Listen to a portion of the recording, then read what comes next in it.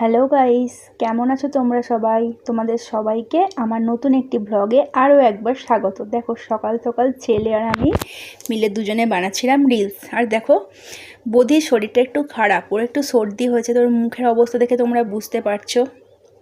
দেখো ও এবার খাবে, তো কি খাবে ও সেটাই বলছে আউয়া খাবে, জুজা খাবে। এইটা দেখেছো, মুখটাকে নিজেই মুছেছে। আর দেখো ওকে এখন আমি খাওয়াবো খিচুড়ি।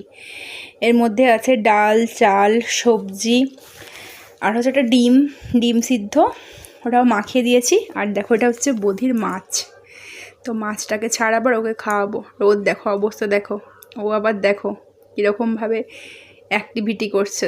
ওকে বলছি এটা করো সেটা করো, সেটাই করছে, দেখেছো।